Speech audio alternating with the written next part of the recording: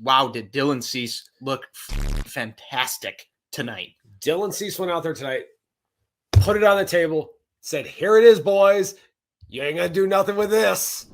He had it all working. He was going out there, establishing control of the strike zone. What did I talk about a week ago? One thing that White Sox pitchers need to do with more regularity this season. Let's go out there, establish strike one, control the strike zone, and limit the base on balls. Dylan Cease today, 10 strikeouts, 0 walks, efficiency with his pitch offerings right there. That's what you want to see. That's him. If he can continue that, he's going to take that next step in his trajectory and really get to that upper echelon of starting pitchers in the game of baseball. Hey, Steve, we talk about this nonstop, setting the tone. You want your ace to do just that. And I think that Dylan Cease did that tonight. Confirmed. ESPN game against the defending champions. Jose Abreu, obviously, there's storylines there. Just went out and shoved. So that's all you can ask for. I think final line for Dylan Cease, 13 strikeouts. 10 for Dylan Cease, 13 for White Sox pitching overall. Went 6 1/3, only gave up 2 hits. And Steve, there's a magic number here, and that's 0 when it comes to walks. That's clutch, and that's something that I'm going to be personally monitoring all season. It was talked about on the broadcast. Dylan Cease had the most walks of any starting pitcher qualified in the league last year. Again, if he's able to trim that number down, I don't think it's going to happen overnight where he's all of a sudden just going to become a finesse pitcher that's going to magically have Greg Maddux-esque command of the strike zone. This is going to be a gradual thing here, but this is the next step in Dylan Cease's progression as a starting pitcher, is limiting those free passes.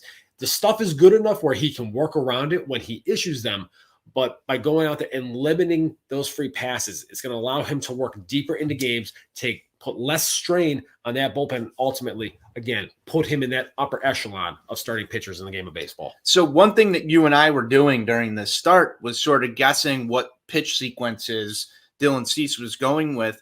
And at one point, you talked about something that happened on an online exchange with somebody about working backwards in counts. And we saw that today from Dylan Cease. I want you to sort of expand on that.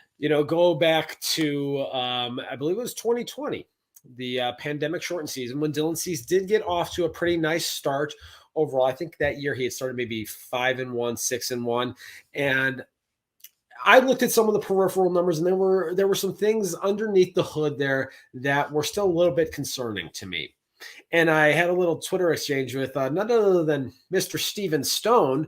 And I had asked him, hey, does it maybe make more sense for Cease to utilize the secondary pitches, the breaking stuff, more frequently to get ahead in counts and then use the fastball to wipe guys out?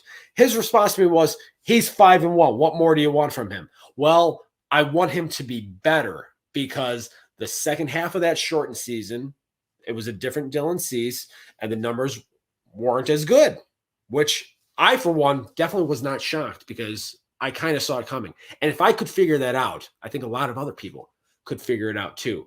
So this is something we saw from him a year ago, really pitching backwards in baseball parlance right there, utilizing the breaking stuff to get ahead in counts. He did that again here tonight, but he was really varying up his sequencing well. There were a number of instances where even Clemens and Carl Ravitch were talking about him pitching backwards, utilizing the breaking stuff to get ahead. And then he would go in almost on cue, use the fastball to get ahead of guys. So he really was varying a lot of his sequences up today. And that's what you want to see from a starting pitcher. And that's what a dominant starting pitcher is going to have to do against the lineup like the Houston Astros. Our guy Sale wants to know if Steve Stone called you a jagoff. That's hashtag unconfirmed. Unconfirmed. We'll work to try and confirm that at reach some out to point. multiple sources.